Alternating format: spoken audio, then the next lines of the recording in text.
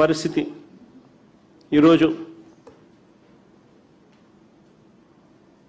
ఇవే కాకుండా బత్తాయి, సజ్జ, వాటర్ మెలను, మస్క్ మెలను, ఈ అన్ని పంటల పరిస్థితి, పండ్ల పంటల పరిస్థితి ఇదే.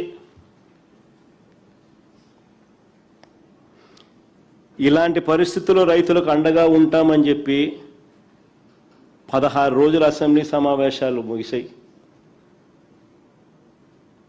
300 కోట్లు కాదు, 3000 కోట్ల రూపాయల ధర స్థిరీకరణ నిధి పెడతాము, తోడుగా ఉంటాము అని చెప్పాల్సిన నోట్లో నుంచి కనీసం నోరు మెదపలేదు. పైగా ఎమ్మెల్యేలకు ఆటలంట, ఎమ్మెల్యేలకు పాటలంట, ఎమ్మెల్యేలతో స్కిట్లంట.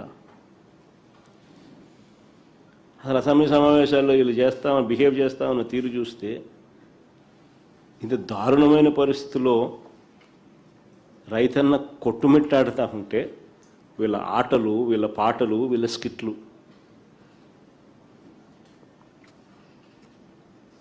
వీళ్ళ కాలక్షేపం. నిజంగా మరోపక్క వ్యవసాయ రంగంలో ఎంత సంక్షోభం నెలకొని ఉందనంటే వందలాది మంది రైతు కూలీలు ఆత్మహత్యలు చేసుకుంటా ఉన్నారు.